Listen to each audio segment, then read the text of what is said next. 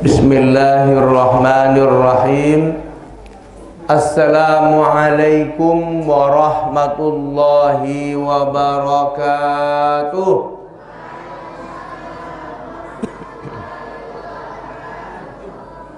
Alhamdulillah, wassalatu wassalamu ala rasulillah Sayyidina wa maulana Muhammad ibni Abdillah wa ala alihi wa ashabihi wa ma tabi'ahu wa mawalah. La hawla wa la quwwata illa billahi, amma ba'd. Alhamdulillah, segala puji hanya bagi Allah. Salawat dan salam semoga senantiasa tercurah pada junjungan kita Nabi Muhammad sallallahu alaihi wasallam. Allahumma salli ala Sayyidina Muhammad wa ala ali Sayyidina Muhammad. Assalamu alayka ya Rasulullah. Yang sama-sama kita muliakan, kita hormati Bapak Kepala Desa Tanah Merah yang sekaligus adalah Ketua Masjid Al-Hidayah, Bapak RW, Pak RT, Pak Imam Masjid, jamaah sekalian, tokoh masyarakat, para asatid, ibu-ibu, adik-adik sekalian yang berbahagia. Hujan lebat, tapi masih ramai juga. Padahal bisa jadi dalam suasana dingin seperti ini, kasur lebih menarik daripada masjid. Tapi alhamdulillah Bapak Ibu sekalian tetap ke masjid. Mudah-mudahan pengorbanan Bapak Ibu sekalian dalam suasana hujan yang penuh barokah ini dinilai sebagai ibadah. Karena cinta kita kepada Rasulullah sallallahu alaihi wasallam. Anta ma'aman ahbabta, kata Nabi. Kalian kelak bersama yang kalian cintai. Kalau kita mencintai Nabi, maka insya Allah mudah-mudahan nanti di akhirat bersama Nabi. Ya, kalau mencintai yang ahli korupsi, di akhirat juga bersama yang ahli korupsi. Di akhirat bersama ahli maksiat. Kenapa? Di dunia hobinya maksiat. Peringatan Maulid Nabi. Mudah-mudahan tak lama, 45 menit. Kalau lebih mohon maaf. Kalau kurang alhamdulillah. Kita bagi 3. Yang pertama, mengapa kita memperingati Maulid Nabi? Yang kedua, bagaimana perubahan yang terjadi sebelum Rasulullah Shallallahu Alaihi Wasallam lahir dan diutus menjadi Rasulullah, ya, dan setelahnya. Dan kemudian sekarang ini apa yang mesti kita lakukan? Jadi 3 itu ya. Sekarang 15 menit yang pertama. Mengapa kita memperingati Maulid Nabi, hari kelahiran Nabi? Di ayat 5 surat Ibrahim ada potongan ayat begini bunyinya, firman Allah, wa dzakirhum bi ayyamillah. Dan ingatkanlah mereka, wahai Musa. Ini seruan tadinya untuk kaumnya Nabi Musa, tapi keumuman ayat berlaku untuk kita semua. Ingatkanlah kepada mereka bi ayyamillah, akan hari-hari Allah. Apa yang dimaksud dengan hari-hari Allah itu? Rasulullah Shallallahu Alaihi Wasallam menjelaskan ayat ini. Jadi Bapak Ibu sekalian, antara lain yang bisa menafsirkan makna Al-Quran itu adalah Nabi Muhammad. Kalau Nabi menafsirkan pasti benar. Kenapa? Karena wa ma yantiqu 'anil hawa in huwa illa wahyu yuha. Apa yang terucap dari lisan Nabi Muhammad bukan dari nafsunya, tapi sejatinya wahyu Allah juga. Di dalam Sunan kitab Musnad Imam Ahmad, ya, Nabi Shallallahu Alaihi Wasallam menjelaskan Bi ayyamillah itu maknanya adalah bi ni'amillah. Ya, hadis ini dari Ubay bin Ka'ab. Aku mendengar Nabi menjelaskan bahwa ayat 5 surat Ibrahim itu maknanya bi ayyamillah, maknanya adalah bi ni'amillah. Wahai Musa, wahai kalian, ya ingatkanlah kepada mereka nikmat-nikmat Allah. Jadi kita ini disuruh mengingat nikmat Allah. Hari ini kita sehat, nikmat, harus disyukuri. Hari ini bapak ibu keluarga masih utuh, nikmat. Di saat banyak orang bercerai, berantakan rumah tangganya, kita masih utuh, anak sehat, nikmat. Ya, kita masih dapat pekerjaan, nikmat. Badan, organ tubuh masih lengkap, nikmat. Kita masih hidup, nikmat. Tapi nikmat yang kita sebutkan tadi itu, kalau mati, kalau kita sudah mati, selesai. Tidak ada lagi. Ya, harta walaupun kaya udah mati, untuk apa? Ya, kalau tidak digunakan harta itu di jalan Allah, sia-sia. Kaya ibu, kalau tidak digunakan harta untuk mengantarkan ke surga, untuk apa? Kaya di dunia tapi hanya mengantarkan kita ke neraka, untuk apa? Karena nanti Bapak Ibu sekalian, semua kita ini, ya, kalau kita tengok perjalanan hidup manusia ini kan panjang. Sebelum manusia lahir itu selama-lamanya kita tak tahu. Tapi yang pasti kita sekarang hidup, dan hidup ini tak lama. Dan ternyata ada nikmat yang jauh lebih hebat, lebih berharga, lebih penting daripada harta, daripada nyawa, daripada hidup ini. Apa itu? Nikmat lahirnya Nabi Muhammad SAW. Mengapa? Bapak Ibu sekalian, karena dengan itu Allah menyampaikan kepada kita hidayah. Hidayah irsyad wal bayan, yakni Al-Quran. Ya, sehingga dari itu kita tahu siapa yang menciptakan kita. Sokrates 470 tahun sebelum Masehi, filosof Yunani mengatakan, seandainya manusia itu merenungnya 500 tahun untuk mencari tahu siapa yang menciptakan dirinya dan menciptakan alam semesta ini, nggak akan dapat. Kita ini tahu siapa yang menciptakan kita dari siapa? Dari mana? Dari Al-Quran. Allahul ladzi khalaqas samawati wal arda wa ma bainahuma fi sittati ayyam. Oh, dari Al-Quran. Alhamdulillahi fatiris samawati wal ardi. Segala puji bagi Allah yang telah menciptakan langit dan bumi. Ar-Rahman, 'allamal Qur'an, khalaqal insan. Oh, ternyata yang menciptakan manusia itu Ar-Rahman, huwallah, Allah. Allah yang menciptakan manusia, kehidupan dan langit dan bumi alam semesta ini. Kalau tidak dikasih tahu Al-Quran, sosek kita, Bu. Sosek kita. Iya, dari mana kita? Al-Quran ini kalamullah. Apa Allah datang ke rumah kita satu-satu ngasih tahu, woi, yang menciptakan kalian aku? Enggak kan? Allah memilih manusia pilihan. Manusia paling agung sepanjang zaman. Dialah Muhammad sallallahu alaihi wasallam. Diutus dia sallallahu alaihi wasallam jadi utusan Allah. Wahyu Allah, kalamullah dibawa malaikat Jibril, disampaikan kepada Nabi Muhammad, disebarkan kafatan linnasi basyiran wa nadhiran, untuk seluruh bangsa manusia ini. Ngasih tahu, antara lain ngasih tahu apa?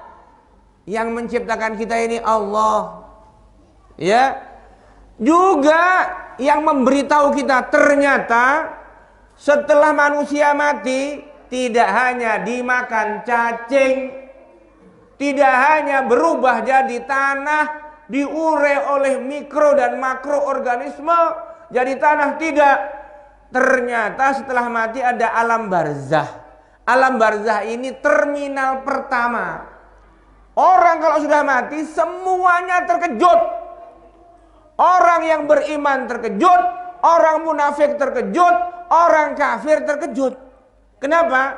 Kalau orang beriman berarti sukses.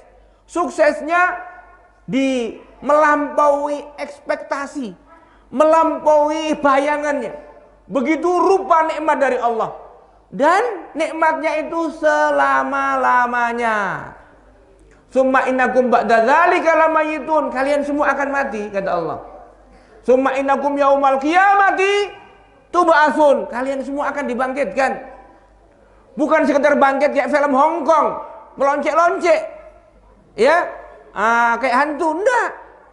Orang mati dibangkitkan. Jadi apa? Jadi hantu, enggak. Dibangkitkan untuk apa? Mempertanggungjawabkan amal perbuatannya.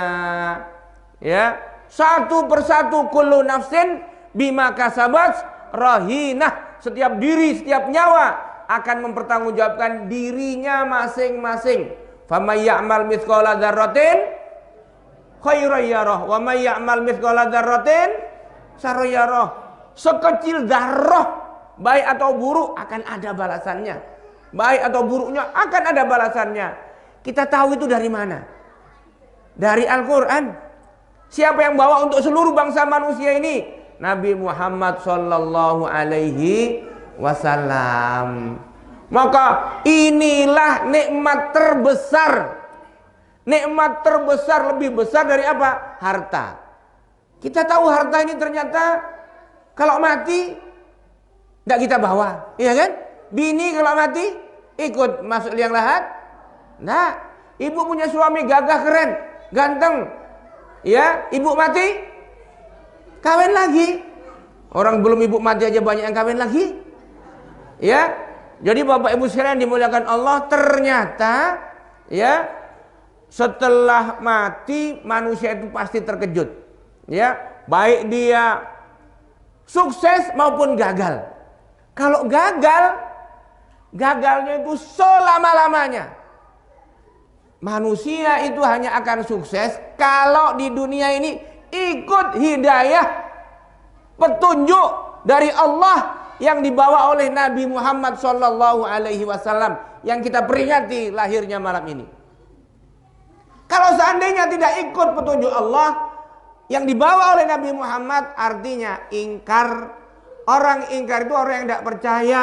Bahasa Al-Quran namanya kafir. Kalau orang itu kafir, innalladzina kafaru wa matu wa hum kuffarun falayyuqbala min ahadihim mil'ul ardi dzahaban wala wiftada bih, kata Allah. Ali Imran ayat 91. Orang-orang yang ingkar, nggak percaya Allah, nggak percaya Al-Quran, nggak beriman kepada Nabi Muhammad, nggak yakin ada kehidupan setelah mati, matinya dalam keadaan kafir, tidak mukmin, tidak Islam. Ya, wa matu wa hum kufarun falayyuqbala min ahadihim mil'ul ardi dzahaban. Maka kekafirannya itu tidak bisa ditebus dengan emas walaupun seberat bumi. Ibu di rumah ada yang punya emas 1 kilo? Ada yang punya omeh 1 kilo? Ada? Mas Bambang berapa kilo? Pak RT berapa kilo Pak RT? Ya. Jadi begini, ini penjelasan ayat 91 surat Ali Imran ini penting untuk kita yang masih hidup. Kalau sudah mati tak ada artinya. Makanya alhamdulillah kita mau datang walaupun hujan. Ini untuk peringatan bagi yang sedang bicara maupun yang mendengar. Kalau sudah mati nanti, orang yang susah di alam barzah itu terminal pertama udah susah dan siksa kubur, sampai ujung susah terus. Sampai di neraka ya susah terus. Selama-lamanya. Selama-lamanya itu 1000 tahun lebih, 100 tahun lebih, 100.000 tahun lebih, 1 miliar tahun lebih. Namanya juga selama-lamanya, khalidina fiha abada. Ya, kalau dia orang kafir mati dalam keadaan kafir, atau orang Islam kemudian murtad mati dalam keadaan murtad kafir, nanti di akhirat itu muncul pikirannya begini. Seandainya aku punya emas, emasku seberat bumi, aku akan gunakan untuk menebus kekafiranku itu, menyesal, kapok. Ya Allah, aku sogoklah emas seberat bumi. Falayyuqbal, tidak akan bisa. Seandainya orang itu yang sudah masuk neraka itu punya emas seberat bumi, dipakai untuk nyogok, untuk nyuap supaya bisa masuk surga, tidak akan diterima emas seberat bumi. Jangankan seberat bumi, sekilo aja ibu tak punya. Iya kan? Makanya itulah Bapak Ibu sekalian, hidayah Islam melalui lahirnya Nabi Muhammad SAW lebih berharga, lebih tinggi nikmatnya daripada bumi ini seisinya. Ya, padahal bumi ini juga tidak hanya emas. Ya, ada juga tanah merah yang tidak emas. Nah, jadi Bapak Ibu sekalian yang dimuliakan Allah Subhanahu wa taala, inilah nikmat yang sangat berharga yang kita peringati. Sehingga begitu rupa pentingnya nikmat ini, nikmatnya lahirnya Muhammad sallallahu alaihi wasallam, kemudian diutus beliau jadi rasul, sehingga kita tahu halal haram. Sekarang ini kita tahu kalau datang bawa cincang babi, ibu makan enggak kira-kira? Enggak makan kan? Gratis. Enak-enak yang membuat Pak Nurdin. Enggak. Ya. Tapi kalau cincang kambing mau enggak? Mau. Kenapa mau? Karena kambing halal. Babi, dari mana kita tahu haramnya babi? Dari Al-Qur'an. Siapa yang ngasih tahu manusia ini? Ya, pertama kali di dunia ini. Al-Qur'an ini menyampaikan risalah dari Allah ini. Siapa? Nabi Muhammad sallallahu alaihi wasallam. Ada bapak, ada ibu, ada anak, ada ijab qabul, hak suami, kewajiban suami. Oh, kalau suami itu harus lembut, harus penuh kasih sayang, tanggung jawab, memberi nafkah. Dari mana itu kita tahu? Dari Al-Qur'an, dari sunnah Nabi sallallahu alaihi wasallam. Kalau tidak kacau balau. Orang kalau tidak ikut syariat Nabi Muhammad, hidayah dari Al-Quran ini, dari Allah SWT, kacau balau. Tidak mungkin bahagia. Tidak mungkin bahagia. Makanya, saking pentingnya hidayah turunnya Nabi Muhammad SAW di akhir zaman ini, sampai 3000 tahun sebelum Nabi Muhammad lahir, Nabi Ibrahim berdoa. 3000 tahun. Di mana ini diabadikan? Silahkan nanti dibuka surat Al-Baqarah 192 kalau tak salah. Doanya Nabi Ibrahim, Rabbana wab'ats fihim rasulam minhum yaslu alaihim ayatika wa yu'allimuhumul kitaba wal hikmah wa yuzakkihim, ila akhir ayat. Duhai Tuhan kami, Rabbana wab'ats fihim, utuslah rasul untuk mereka, bangsa manusia ini. Ya, doa Nabi Ibrahim ini di Mekah. Nabi Ibrahim itu kan dari Syam, dari Irak, tapi punya istri di Mekah. Siapa namanya? Siti Hajar. Punya anak dari Siti Hajar, siapa namanya? Nabi Ismail. Berdoalah di samping sumur Zam-Zam, Rabbana wab'ats fihim rasulan minhum, dari kalangan mereka. Satu-satunya nabi dari kalangan mereka, dari penduduk Mekah, keturunan Nabi Ismail adalah Nabi Muhammad sallallahu alaihi wasallam. Yaslu alaihim ayatika, yang akan membacakan kepada mereka ayat-ayatmu ya Allah. Wa yu'allimuhumul kitaba wal hikmah, dan akan mengajari Al-Quran dan hikmah. Ini Nabi Ibrahim berdoa. Doa Nabi Ibrahim 3000 tahun sebelum Nabi Muhammad lahir. Nah, jadi nggak sembarangan. Bapaknya para nabi berdoa kepada Allah SWT, dikabulkan oleh Allah. 571 tahun ya sebelum Nabi Muhammad lahir, di Jazirah Arab itu nama beliau sudah populer. Siapa yang mempopulerkan? Nabi Isa, nabi terakhir dari Bani Israel. Diabadikan oleh Allah di ayat 6 surat As-Saff. Wa idz qala Isa ibn Maryam ya bani Israila inni Rasulullah ilaikum musaddiqan lima baina yadayya minat Taurat wa mubasyiran bi rasuli ya'ti min ba'di ismuhu Ahmad. Ya'ti min ba'di ismuhu Ahmad. Berkatalah Nabi Isa kepada Bani Israel, wahai Bani Israel, aku ini sesungguhnya adalah utusan Allah untuk kalian. Inni Rasulullah ilaikum. Dalam rangka apa? Musaddiqan lima baina yadayya minat Taurat. Membenarkan nabi sebelumku yang membawa Taurat. Wa mubasyiran bi rasuli, dan memberi kabar gembira kepada kalian, wahai Bani Israel, akan datangnya rasul setelahku, ismuhu Ahmad, namanya Ahmad. Dalam hadis Bukhari dikatakan ana Muhammad wa ana Ahmad. Ahmad dan Muhammad sama.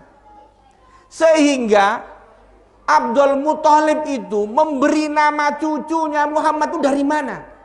Beliau ini pedagang besar di Mekah. Ketika ke Syam, beberapa tokoh pedagang dari Mekah ke Syam, ya, Syria, ketemu pendeta ya Nasrani. Ketahuilah nanti dari bumi kalian akan lahir pemimpin akhir zaman namanya Muhammad. Pulang dari Syam, ya, Abdul Muthalib ini anak menantunya kan hamil. Anak kandungnya udah meninggal. Siapa nama anak kandungnya? Anak kandung Abdul Muthalib itu 16.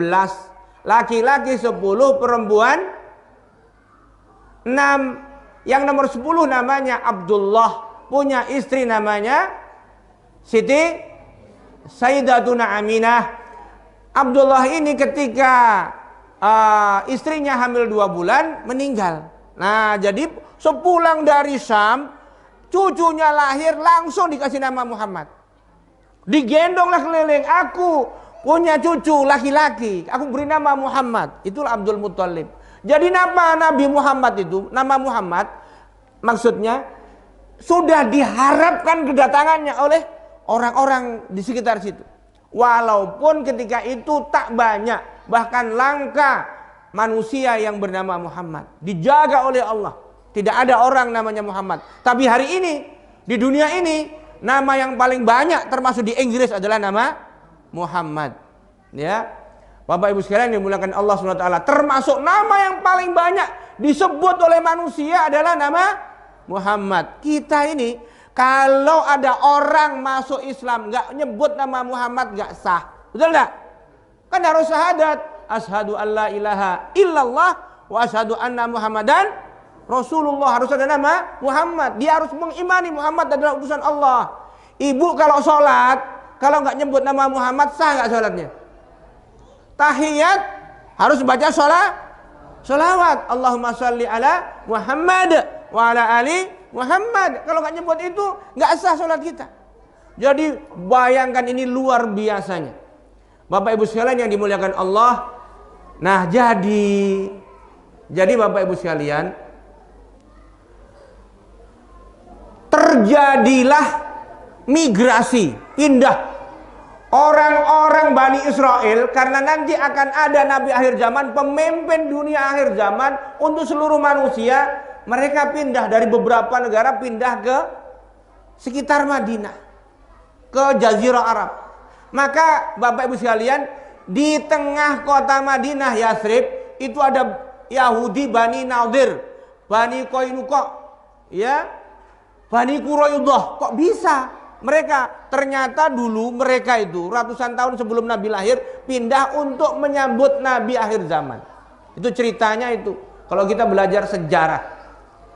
Bapak Ibu sekalian yang dimuliakan Allah Subhanahu wa taala, namun demikian ketika Nabi Muhammad lahir, sebagian besar mereka tidak mau mempercayai Nabi Muhammad, tidak mengimani, walaupun kenal. Sampai-sampai diabadikan oleh Allah di ayat 146 surat Al-Baqarah. Orang-orang Yahudi dan Nasrani itu ya'rifunahu kama ya'rifuna abna'ahum. Mereka itu mengenal Muhammad sebelum lahir sama dengan mengenal anak kandungnya sendiri. Kenapa? Ini ditanyakan oleh Umar bin Khattab kepada orang Yahudi pendeta yang sudah masuk Islam, namanya Abdullah bin Salam. Wahai Abdullah bin Salam, iya, Al-Quran ngasih tahu kepada kami bahwa kalian dulu ketika masih Yahudi dan orang-orang Nasrani lebih mengenal Nabi Muhammad sebelum lahir sama dengan mengenal anak kandungnya sendiri. Apa penjelasannya? Apa kata Abdullah bin Salam? Bahkan kami lebih mengenal Muhammad daripada anak kandung kami sendiri. Maksudnya gimana? Sebelum Nabi Muhammad lahir, Allah sudah ngasih tahu ciri-cirinya dalam Taurat. Tapi ketika anak cucu kami lahir, Allah nggak kasih tahu cirinya seperti apa. Nah, itulah penjelasannya. Tapi orang Yahudi dan Nasrani, dia tidak mau mengimani Nabi Muhammad. Hanya 1-2 saja mereka yang masuk Islam. Nah, Bapak Ibu sekalian, ketika lahir Nabi Muhammad, maka hampir semua orang bergembira, termasuk paman, abang satu tingkat dari bapaknya Nabi Muhammad, yakni Abdul Uzza bin Abdul Muthalib. Gagah, ganteng, putih, menawan, sehingga saking gantengnya bercahaya. Saking bercahaya kemudian diberi namalah Abu Lahab. Jadi Abu Lahab itu gagah, keren, ganteng. Diberi kabar oleh budaknya Suwaibah, wahai tuan, iya, adik ipar tuan sudah melahirkan. Siapa? Aminah. Laki atau perempuan? Laki-laki. Senang dia, tertawa.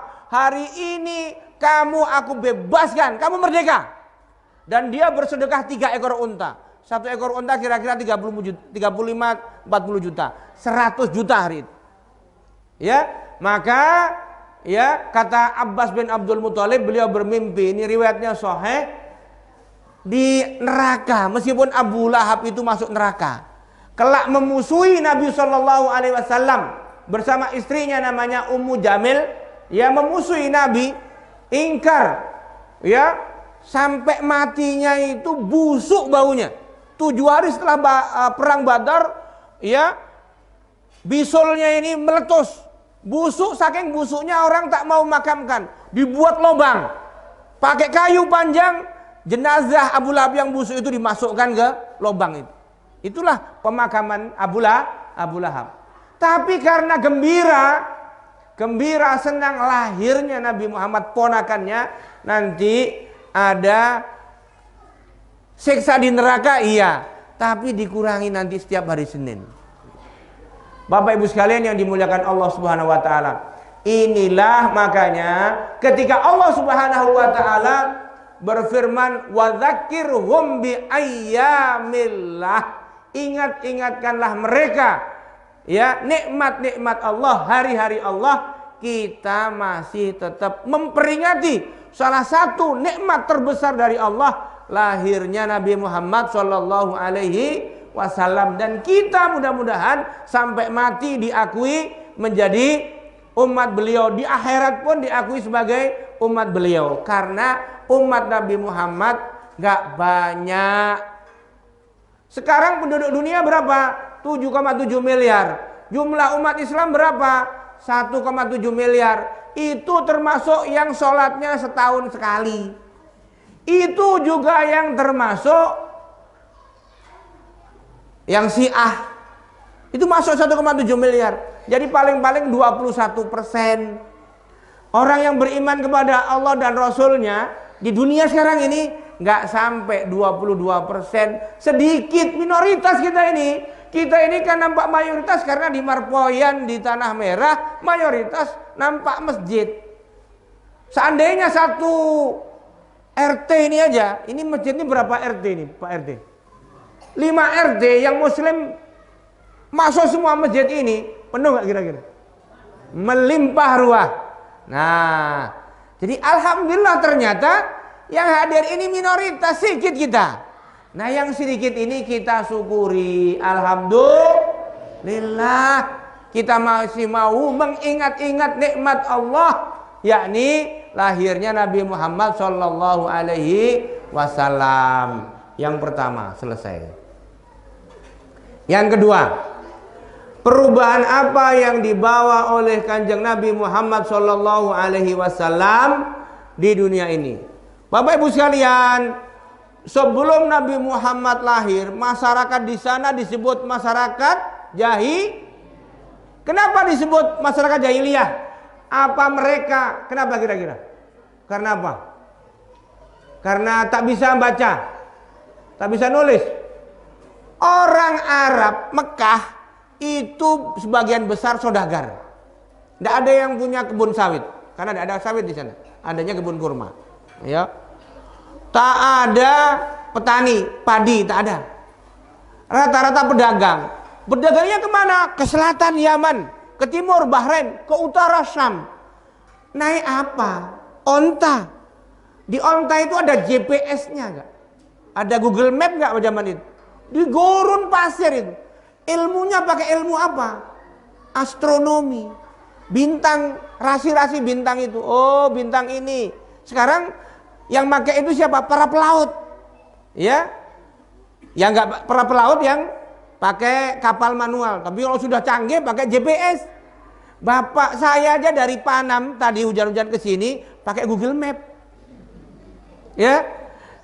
Dikasih tahu panitia, kalau enggak sosek nanya, "Mana Al-Hidayah?" Banyak Al-Hidayah, ya. Dari Panam ke sini aja pakai Google Map. Ya. Dulu orang Mekah ke Syam, Abu Sofyan, ya Abdul Muthalib, Manggale sampai Damaskus dari Mokkah, ya, tidak ada rambu-rambu kanan kiri utara, tidak ada. Padang pasir sepanjang mata memandang. Pakai ilmu apa dia? Ilmu perbintangan. Sudah hebat dia. Apakah mereka tidak pakai baju? Kalau tawaf memang mereka tak pakai baju. Tapi hari-hari mereka pakai jubah. Abu Lahab, Abu Jahal, Abu Sufyan, Abdul Muthalib, Abu Thalib semuanya pakai jubah. Bandingkan dengan sebagian teman-teman kita di negeri ini yang belum pakai baju. Ada nggak? Ada nggak? Nggak usah sebut, nanti kalau viral nanti jadi masalah. Ada nggak warga negara kita, saudara kita yang belum pakai baju sampai hari ini? Ada nggak? Ada banyak yang cuma pakai nutup anunya saja. Ada nggak? Ada nggak? Kira-kira mana yang jahiliyah kira-kira? Orang Quraisy kafir pakai jubah. Di negeri ini masih ada yang belum pakai kolor. Mana yang jahiliyah? Jahiliyahnya mereka bukan karena tak pakai baju, bukan karena nggak bisa alat ukur segala macam, panduan GPS, bukan. Mereka disebut jahiliyah karena mensyirikkan Allah, menyekutukan Allah. Tidak hanya di Mokkah, di sebelah timur ada kerajaan besar namanya Persia. 1200 tahun, 7 juta kilometer persegi luasnya. Dari Syam sampai Afghanistan itu wilayahnya. India Utara, wilayah Persia dulunya. Apa yang disembah? Api. Nama agamanya Majusi. Api itu disembah, sumber kehidupan kan. Peradabannya, kerajaan itu supaya tidak jatuh ke tangan yang lain. Kalau orang kita menyebut kembali ke Bako, itu kan sepupu dapat sepupu kan. Kalau Raja Persia, bapaknya mengawini anaknya, incest. Ya. Jadi ibu mengawini anaknya. Ya. Bahkan ada peradaban Persia itu yang sangat tidak beradab adalah perempuan status hukumnya sama dengan sawah, sama status hukumnya sama dengan hutan, status hukumnya sama dengan sungai, status hukumnya sama dengan laut. Disebut sebagai public good, milik umum. Itu ada sebagian orang Persia zaman itu jahiliyahnya seperti itu. Jadi perempuan itu milik umum, siapa aja silakan. Ya. Kemudian bapak menikahi anaknya, Raja Persia mengawini anaknya. Nah, itu peradaban zaman itu, jahiliyah. Menyembah Yaman, menyembah bintang. Yaman sebelah selatan menyembah bintang. Sebelah utara yang dijajah oleh Romawi, Syam, itu sejak tahun 325 menyekutukan Tuhan.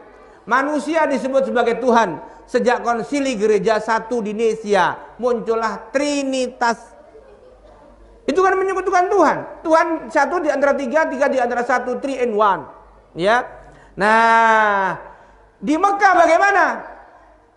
Di Ka'bah itu, keliling Ka'bah ada 360 berhala. Kok bisa? Bukankah di situ dulu Nabi Ibrahim? Bukankah dulu di situ Nabi Ismail membawa ajaran tauhid la ilaha illallah? Kok bisa jadi menyembah berhala? Datanglah pasukan dari Yaman, suku Khuza'ah, perang dengan penduduk asli namanya suku Jurhum. Kalah penduduk asli ini. Ya, supaya tidak dikuasai sumur Zam-Zam ini oleh penjajah dari luar, ditimbun, Pak. Jadi pada masa awal, ya, abad 6 zaman Abdul Muthalib, sumur Zam-Zam itu dongeng, hayalan. 400 tahun tuh nggak ada sumur Zam-Zam. Ditimbun oleh penduduk asli. Kenapa? Datang penjajah. Nah, suku Khuza'ah ini salah satu pemimpinnya namanya Amir bin Luhai al-Khuzai. Sakit komplikasi. Komplikasinya apa? Panuka das kurap. Sakit kulit. Ibu pernah komplikasi gitu? Pernah sakit kulit? Alhamdulillah. Ya. Dapat kabar, pergilah ke Hauron. Hauron itu ada di selatan Syria, di utaranya Palestina, ya, dan Yordan. Jadi pertigaan antara Syria, Yordan dan Palestina. Ada satu wilayah, ada oase sumber air namanya Hauron. Pergi ke sana, mandi di situ, sembuh. Air belerang kalau di kita kan ada, di Pasir Pangarean pun ada, di Jawa banyak itu. Ya, ternyata di Hauron, di sumber air itu ada patung. Orang-orang ngasih tahu, itulah yang menyembuhkan sakit kulit kalian. Boleh nggak patung aku bawa ke kampung? Boleh.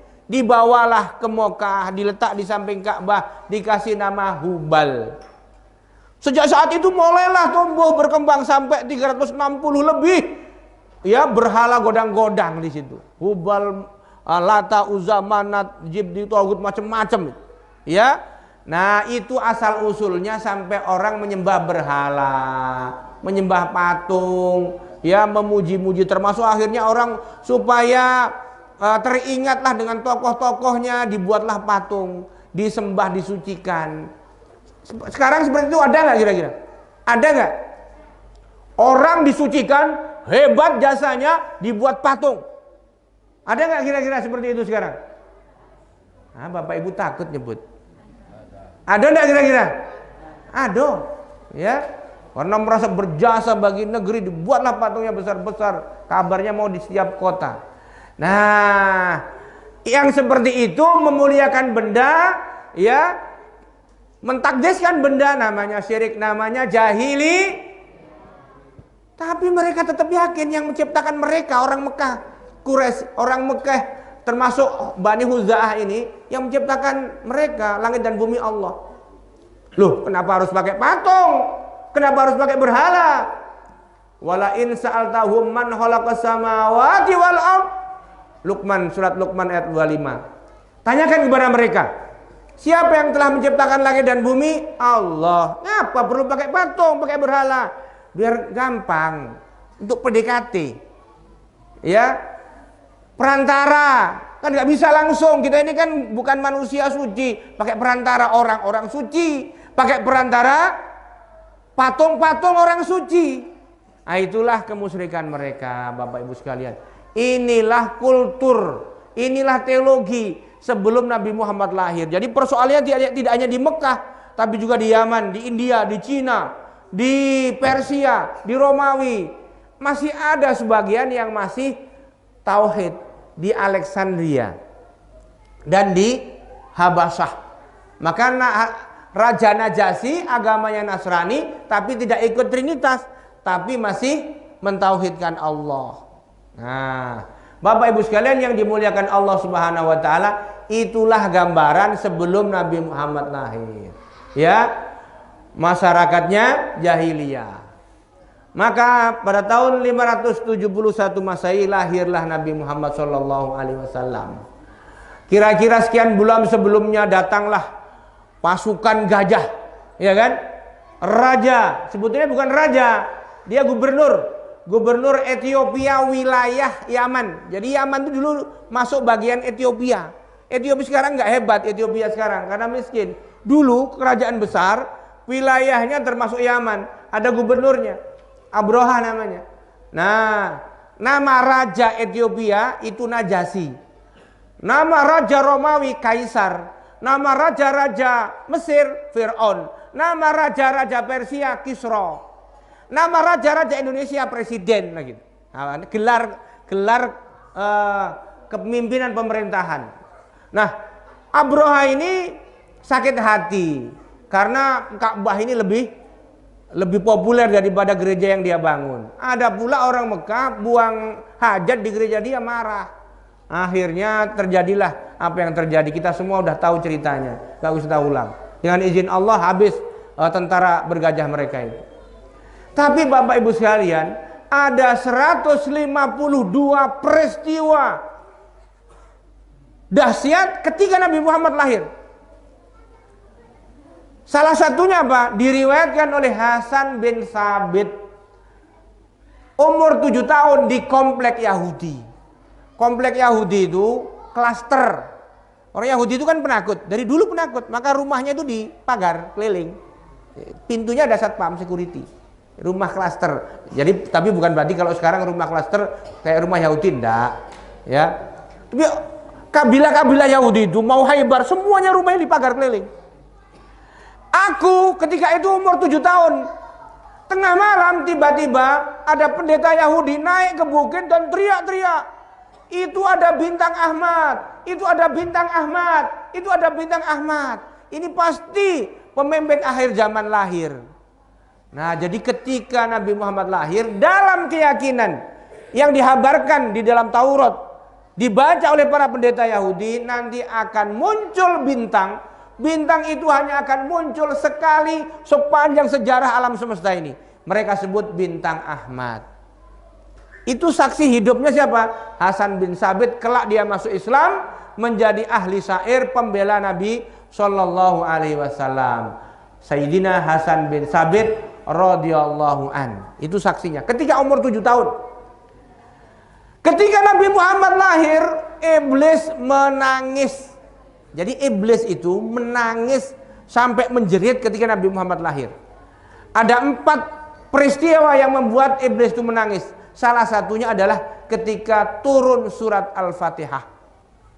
Jadi banyak-banyak kita baca Al-Fatihah. Doakan anak kita Al-Fatihah. Doakan keluarga kita supaya utuh baca Al-Fatihah. Ngirim untuk orang tua kita yang masih hidup atau yang sudah mati pakai Al-Fatihah. Itu dahsyat.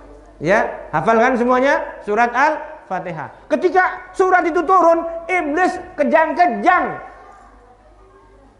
menjerit, menangis. Sama dengan ketika Nabi Muhammad lahir. Ketika Nabi Muhammad lahir, orang Persia tadi agamanya apa namanya? Majusi. Apa yang disembah?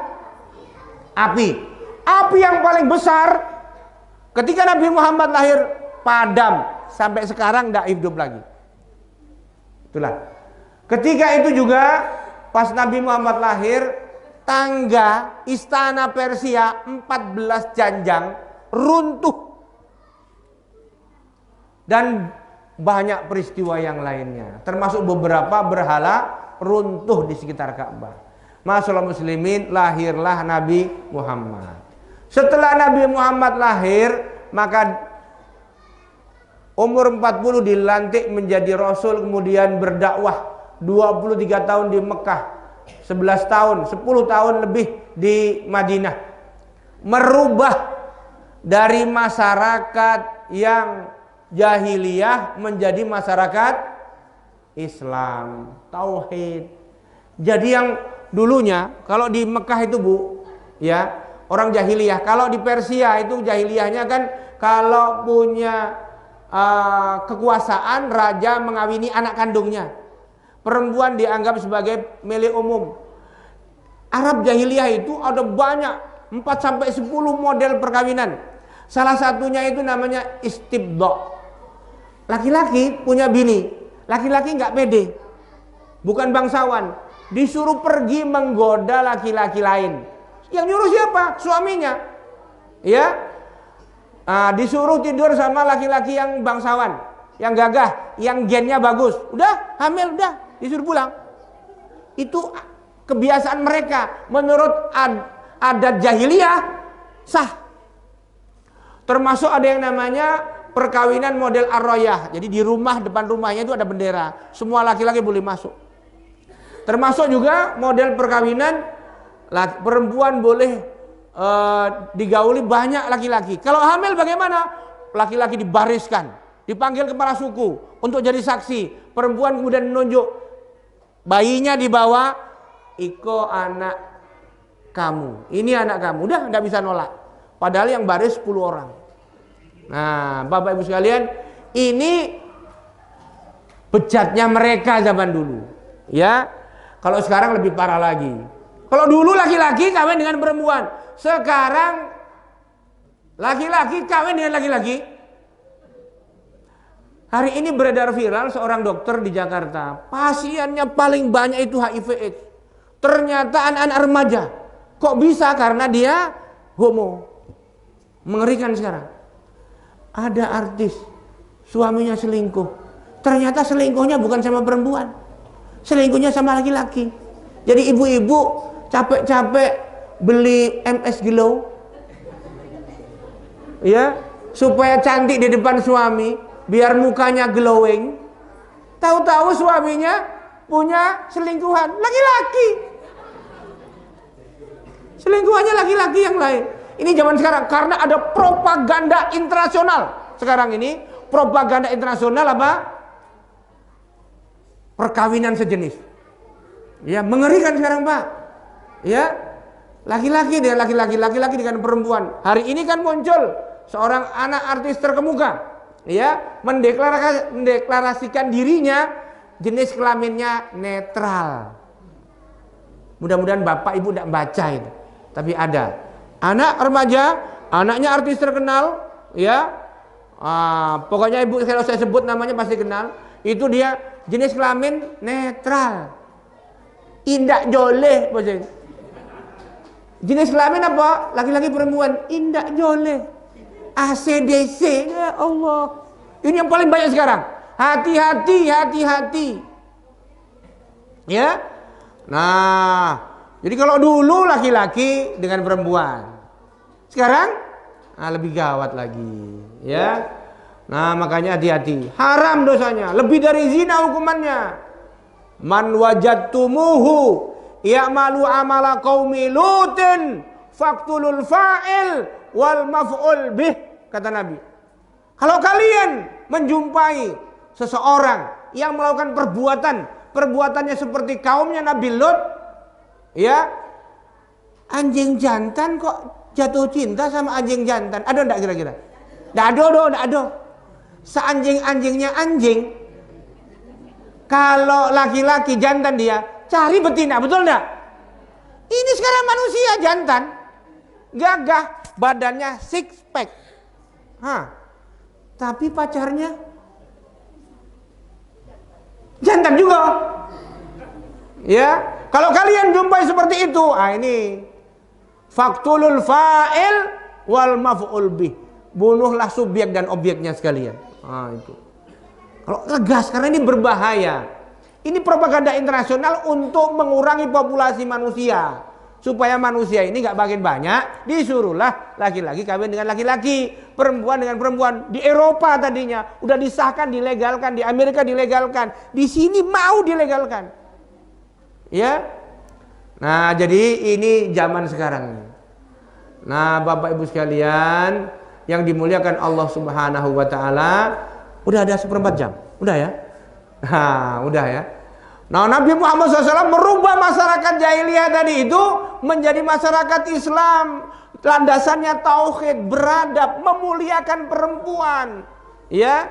memuliakan perempuan, memuliakan semua bangsa manusia ini, menegakkan keadilan, ya, diamalkan seluruh syariat Allah ini secara kafah, sehingga terwujudlah rahmatan lil alamin. Tidak hanya orang Islam, orang non muslim pun dilindungi, ya, tidak hanya manusia, binatang, hewan. Ketika membriefing pasukan mau berangkat perang Mu'tah, 3.000 pasukan dikumpulkan di depan halaman Masjid Nabawi. Nabi mengatakan, dalam keadaan perang jangan bunuh anak-anak. Tentara lawan tentara. Jangan tentara lawan penonton. Enggak imbang lah. Tentara latihan, polisi latihan, yang dilawan penonton. Mati ratusan. Ya, itu dalam keadaan damai. Dalam keadaan perang, tentara lawan tentara, kata Nabi. Jangan bunuh anak-anak, jangan bunuh wanita, jangan bunuh orang tua, jangan tebang pohon-pohon. Ini perang aja nggak boleh nebang pohon.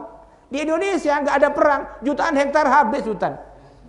Ya, Bapak Ibu sekalian yang dimuliakan Allah Subhanahu Wa Taala, ini wujud rahmatan lil alamin. Karena indahnya Islam itu, kita penduduk Nusantara, tadi filmnya diputar, itu masuk Islam berbondong-bondong, nggak pakai perang. Datuk-datuk kita dari Aceh abad 3 tahun 225 Hijriah sudah bikin kerajaan Perlak.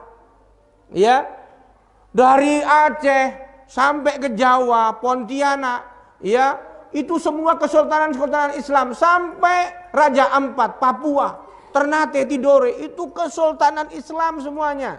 Ya, diterapkan syariat Islam, sejahtera semua mereka. Ya, Bapak Ibu sekalian, kenapa mau berbondong-bondong? Ajaran agama yang dibawa Nabi Muhammad ini memuaskan akal, hati tentram, sesuai dengan fitrah. Sesuai fitrah manusia. Jadi manusia mau menerima berbondong-bondong. Saya dahuluna fi dinillahi afwaja, masuk ke dalam Islam berbondong-bondong, nggak pakai perang. Mana ada perang membebaskan Sumatera? Nggak ada. Orang Sumatera masuk Islam. Ya, Bapak Ibu sekalian yang dimuliakan Allah SWT, ini yang kedua, selesai. Yang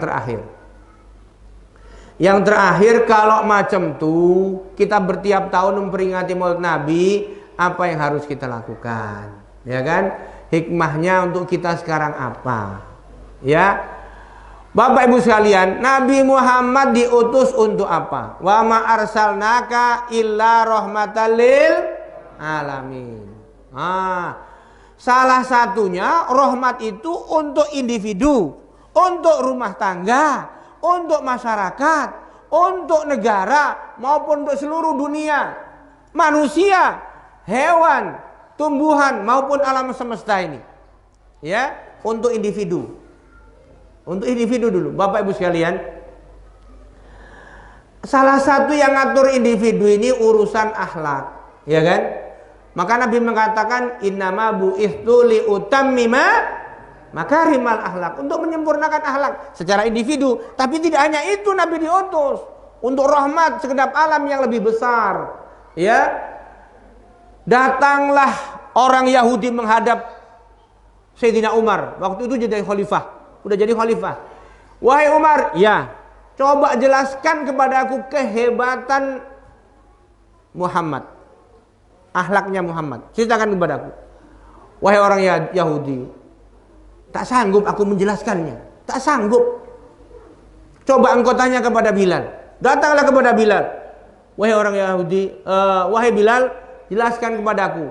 Jelaskan kepadaku tentang kehebatan akhlak Muhammad. Apa kata Bilal? Aku tak sanggup menjelaskan, saking hebatnya. Coba engkau datang kepada Ali, sepupunya. Ya, bau harum Nabi itu masih ada sama dia. Datanglah kepada Ali bin Abi Thalib. Wahai Ali, jelaskan kepadaku hebatnya akhlak Muhammad. Sayyidina Ali kemudian balik bertanya, aku akan menjawab pertanyaanmu kalau kamu menjawab pertanyaanku. Kau nanya apa? Coba gambarkan dengan narasi kalimat yang engkau miliki keindahan alam semesta ini seluruhnya. Payahlah itu, tidak bisa lah. Ya, tidak tolok, tidak sanggup. Kalau engkau tidak tolok, tidak sanggup menjelaskan indahnya alam semesta dengan kata-katamu, bagaimana aku bisa menjelaskan kesempurnaan akhlak Nabi Muhammad? Ada yang pernah ke Kelok 9? Tidak pernah, kurang gaul nampaknya. Kayaknya ibu-ibu ini paling jauh Sungai Gelombang, jangan-jangan. Ya, lembah aneh, lembah harau. Ya, coba jelaskan Kelok ampik bulu ampik, ya, dengan kata-kata indahnya. Atau Raja Ampat, belum pernah kan? Raja Ampat KW udah belum? Ulah kan? Dari atas kan. Saya pernah pakai heli di atas. Wih, cantik sekali. Itu baru satu titik. Alam semesta bagaimana? Kalau menjelaskan alam semesta aja tak sanggup, bagaimana menjelaskan hebatnya akhlak Nabi Muhammad? Nabi Allah Subhanahu wa taala ngasih tahu begini. Di ayat 77 surat An-Nisa, Allah menyebut mata'ud dunya qalil. Keindahan alam semesta itu ketek. Qalil itu ketek. Kecil-kecil. Bukan ketek ini, bukan. Kecil. Koci. Sementara untuk keagungan akhlak Nabi Muhammad di ayat 4 surat Al-Qalam, Allah berfirman, wa innaka la'ala khuluqin. Berapa juz hafal? Kenapa nih? Wa innaka la'ala khuluqin azim. Pada dirimu Muhammad ada akhlak yang agung. Untuk akhlak Nabi Muhammad Allah menggunakan kata azim, agung. Untuk alam semesta Allah menggunakan kata qalil, koci. Nah, ini betapa agungnya. Makanya para ulama menjelaskan begini. Kalau ada kitab sirah, ya, menjelaskan tentang keagungan Nabi Muhammad SAW, itu adalah fragmen kecil dari keseluruhan, belum menggambarkan seutuhnya. Makanya para sahabat begitu rupa melihat langsung kemuliaan beliau, maka mencintailah beliau. Para sahabat mencintai beliau, ya, mengenal beliau, mencintai, kemudian ittiba, mengikuti beliau. Luar biasa. Maka Bapak Ibu sekalian, sekarang pilihan kita di akhir zaman ini, pilihan kita itu 3 pilihan. Apakah kita mengenal Nabi Muhammad tapi tidak mengikuti tuntunannya sebagaimana orang Yahudi dan Nasrani? Mereka kenal, sebelum lahir pun udah kenal ciri-cirinya, tapi nggak mau ikut. Atau yang kedua, gembira ketika Nabi Muhammad lahir tapi melawan Nabi Muhammad, seperti Abu Lahab, busuk jasadnya, masuk neraka dia. Ketika Nabi lahir senang, dibebaskan budaknya, sedekah sampai di 100 juta, tapi melawan syariat Nabi Muhammad, masuk mana? Neraka. Atau yang ketiga, jadi pilihan pertama ikut kayak orang Yahudi dan Nasrani, kenal tapi menutup kebenaran, tak mau mengimani Nabi. Sebagaimana yang kedua seperti Abu Lahab, ya, bagaimana Abu Lahab? Senang tapi habis itu melawan, tidak beriman kepada Nabi. Yang ketiga seperti sahabat, melihat langsung indahnya akhlak Nabi, maka beliau, para sahabat, Abu Bakar As-Siddiq, ya, Sayyidatuna Khadijah Al-Kubra, Ali bin Abi Thalib, Sa'ad bin Abi Waqqas, Utsman bin Affan, Umar bin Khattab, ya, Abu Dzar Al-Ghifari, Abdurrahman bin Auf, ya, Sa'ad bin Ubadah, dan banyak lagi para sahabat. Beliau semua ini ridwanullah alaihim ajmain mendapatkan ridho dari Allah SWT karena mengenal Nabi, mencintai Nabi, mengikuti ajaran Nabi, dan menerapkan, mempraktekkan apa yang diperintahkan Nabi. Wa ma atakumur rasul fahuduh wa manahakum anhu fantahu wattaqullah innallaha sadidul iqab. Apa yang dibawa Nabi, ambil, laksanakan. Yang dilarang, tinggalkan. Kalau enggak, kita akan dapat adab yang pedih. Janji Allah Subhanahu wa taala, Bapak Ibu sekalian, hidup di dunia ini tak payah. Tak payah sebetulnya. Apalagi bagi orang-orang Islam. Udah ada rambu-rambu. Kalau jalan udah joleh, ini kiri, ini kanan, lampu merah bonti, lampu hijau torui, itulah joleh. Ya, udah jelas. Tapi ya, kita kadang-kadang nggak mau ikut rambu-rambu itu. Jadi kita ini udah dapat panduan dari siapa? Panduan dari Al-Quran dan Sunnah. Tahu halal haram, mana terpuji tercela, mana bini awak, mana biru urang. Iya kan, udah jelas. Kalau yang nggak tahu kan nggak bisa membedakan mana bini awak, mana bini orang. Ya, mana harta awak, mana harta orang, mana sawit awak, mana sawit orang. Sawit trek dodos kebun sebelah. Nah itu, apa namanya, ngawur, nggak ikut syariat, nggak ikut tuntunan.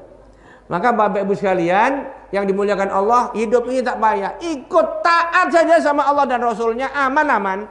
Mati masuk surga kurang apa coba? Hidup ini tak lama. Tak lama. Bapak hidup paling lama berapa? Mau berapa tahun? Ibu mau berapa tahun hidup di dunia? 100 tahun. Mau 100 tahun? Sekarang umur berapa, Bu? Ibu mau umur berapa? Rata-rata di dunia ini 60-70 tahun ya kan? Kalau udah itu nanti dah payah. Pikun. Gigilah habis. Iya kan? Dengkul tak tolak berdiri lagi. Ya. Nah, kalau bisa tua, sehat, gagah, bini muda, enggak masalah. Ya. Tapi rata-rata umur kita taruhlah 60 tahun. 60 tahun itu 15 tahun belum balik. Baliknya umur 15 tahun. Berarti tak dinilai kan? Habis itu sisanya untuk apa? Tidur. Tidur kita sehari semalam berapa jam, Bu? 8 jam. 8 jam. Itu kebanyakan atau kurang? Kadang-kadang kurang. Ya, Jumatan bapak-bapak itu tidur lagi. Ya, udah malam tidur ikut Jumatan, ibu sekali-sekali ngintip itu. Tengoklah bapak kok. Khotib begitu naik, innal hamdalillah, lalalok. Ya, jadi kalau bapak-bapak susah tidur di rumah, ikutlah Jumatan. Duduk paling depan, bakar ruah. Nah, nanti ikut pengajian tidur lagi di kantor. Tidur juga. Ya.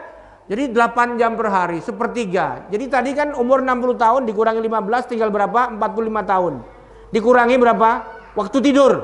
Waktu tidur kenapa? Waktu tidur enggak dihitung. Waktu tidur jadi sepertiga dari 45 berapa? 15. Jadi kita ini umur sisa kita, tabungan kita yang menentukan kita ini sukses selama-lamanya atau gagal selama-lamanya 30 tahun ya Pak. 30 tahun. Sekarang kalau ibu sudah umur 59, 300 tahun. Iya kan? Itu belum tentu juga. Siapa yang menjamin bahwa besok kita masih hidup? Belum tentu kita masih hidup. Ya? Siapa yang menjamin bahwa besok kita bisa tengok matahari terbit hari Minggu besok? Minggu besok kan? Hari Ahad. Tidak ada kecuali Allah. Bisa jadi pulang dari sini mati kita. Iya kan? Mudah-mudahan husnul khotimah. Kalau mati asal masuk surga kan tak apa. Nah, hidup di dunia tak payah. Yang penting taat sama Allah. Taat, umur panjang, sehat Allah walafiat, istri setia, anak soleh soleha, semuanya hafal Quran. Bapak sholat subuh ketika sujud mati. Enak kan? Tak payah-payah. Nggak perlu berobat ke sana kemari. Makanya mudah-mudahan kita semuanya sehat. Anak-anaknya soleh, soleha, hafal Quran semuanya. Ibu-ibunya sehat, bapak-bapaknya sehat, bapaknya tanggung jawab, ibu-ibu setia. Ya, tidak akan mati kecuali husnul khotimah. Semuanya kita akan masuk surga. Kalaupun sakit jangan lama-lama. Ya, payah kasihan yang merawat. Ya. Nah, jadi walaupun sakit itu juga berkah juga. Menghapus dosa. Jadi kita ingat akan mati, ya. Bapak Ibu sekalian yang dimuliakan Allah. Taat aja pokoknya.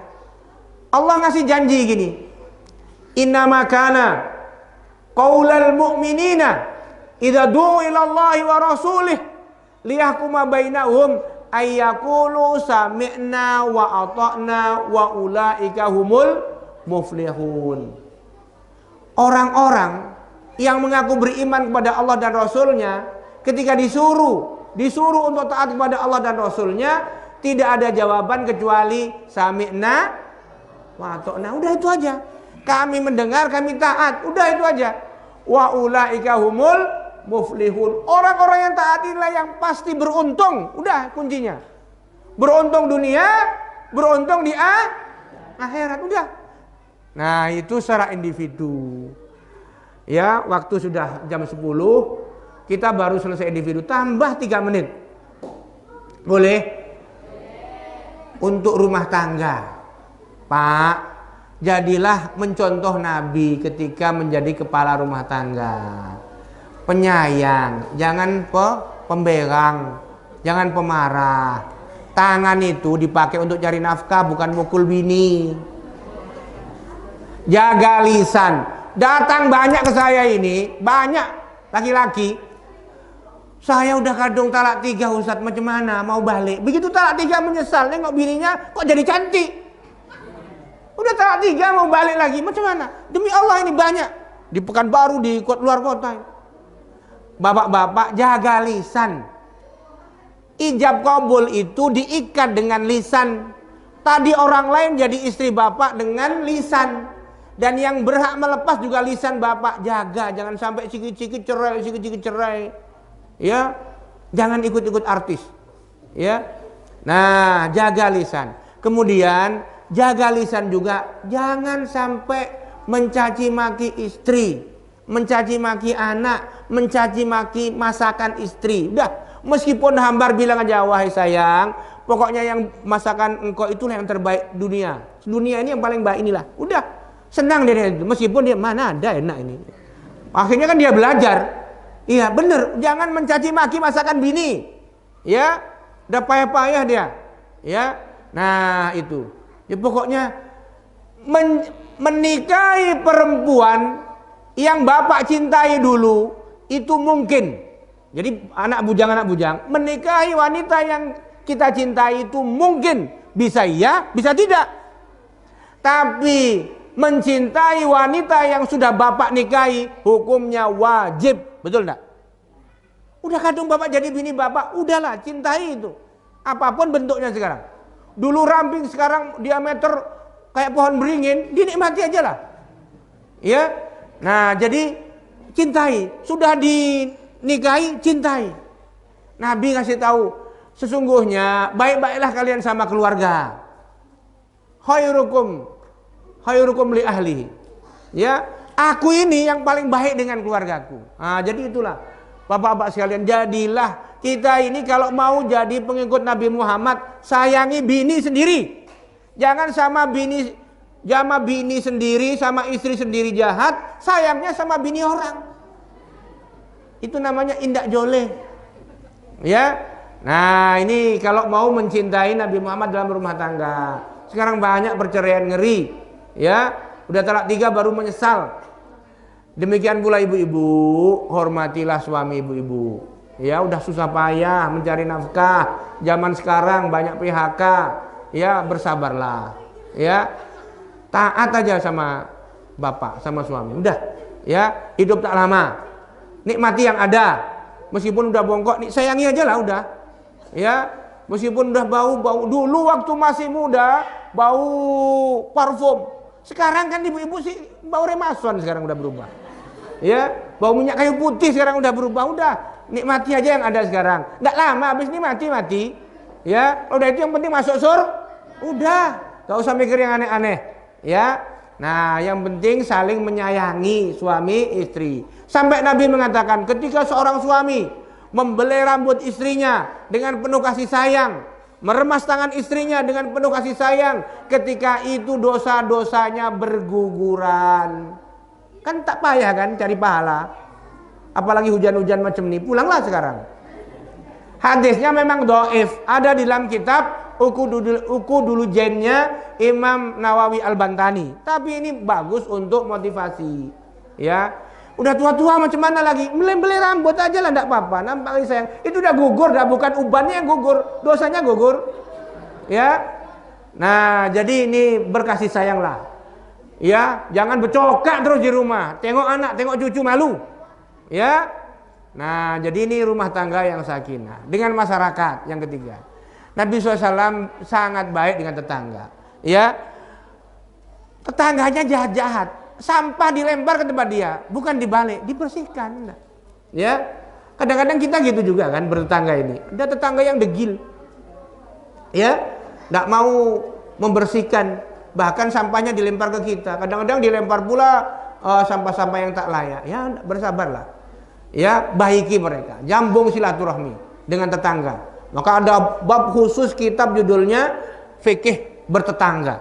Ya, kita mangkana, kata Nabi, mangkana yu'minu billahi wal yaumil akhir, ya, fal yukrim jarihi, hormati tetangga. Kalau memang kita beriman pada Allah dan Rasulnya. Hidup ini tak bisa sendiri. Ibu kaya, hebat, satu kampar dan bahkan satu riau milik ibu sendiri. Bapak tak ada, tetangga ada mau. Ibu surang, mengango surang. Kebun gotah milik ibu semua, kebun sawit milik ibu semua, tanah selowe-lowenya milik ibu semua. Ibu surang, mengango. Mau?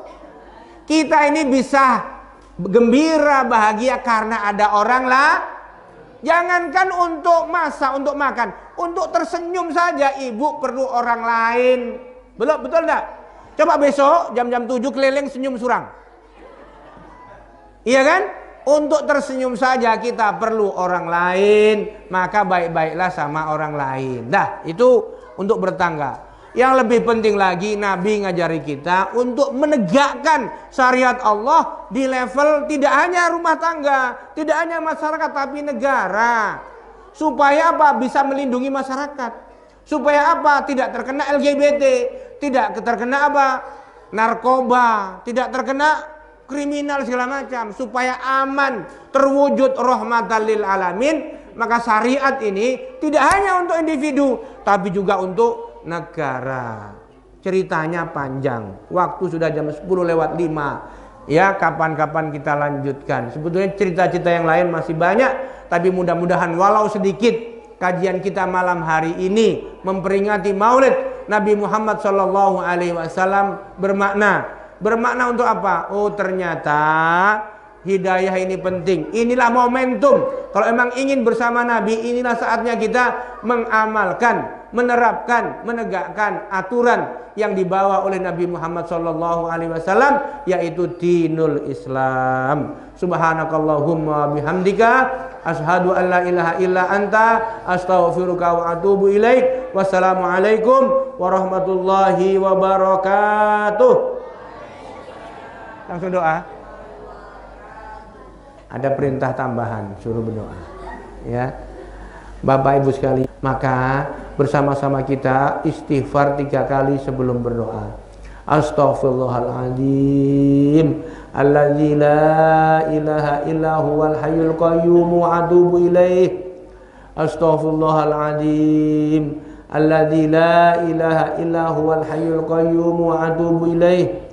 Astaghfirullahaladzim, alladzi la ilaha illa huwal hayyul qayyum wa atubu ilaih. Allahumma salli ala sayyidina Muhammad wa ala ali sayyidina Muhammad walhamdulillahi rabbil alamin. Hamdan yuafi ni'amahu wa yukafi'u mazidah. Ya Rabbana lakal hamdu kama yanbaghi li jalali wajhikal karim wa 'azimi sultanik. Allahumma ighfir lana dunubana wa liwalidina warhamhum kama rabbawna shighara, wa li jaddina wa jaddatina wa li asatidatina wa li jami'il mu'minina wal mu'minat wal muslimina wal muslimat al ahya'i minhum wal amwat. Allahumma inna nas'aluka salamatan fid din wa afiatan fi jasadina wa ziyadatan fi ilmina wa barakatan fi rizqina wa taubatan qabla al maut wa rahmatan indal maut wa maghfiratan ba'dal maut. Allahumma hawwin alaina fi sakaratil maut wan najata minan nar wal afwa indal hisab. Rabbana la tuzigh qulubana ba'da idh hadaitana wa hab lana min ladunka rahmatan rahmatan innaka antal wahhab. Allahumma inna nas'alukal huda wat tuqa wal afaf wal ghina. Allahumma rzuqna ilman nafi'an wa rizqan halalan thayyiban wa amalan mutaqabbala. Rabbana hab lana minas salihin. Rabbana hab lana minas salihin. Rabbana hab lana minas salihin. Rabbana hab lana min azwajina wa dhurriyyatina qurrata a'yuni waj'alna lil muttaqina imama. Rabbana zalamna anfusana wa illam taghfir lana wa tarhamna lanakunanna minal khasirin. Rabbana atina min ladunka rahmatan wa hayyi' lana min amrina rasada. Rabbana atina fid dunya hasanah wa fil akhirati hasanah wa qina adzaban nar. Subhana rabbika rabbil izzati amma yasifun wa salamun alal mursalin walhamdulillahi rabbil alamin. Taqabbalallah. Walafu minkum. Assalamualaikum warahmatullahi wabarakatuh.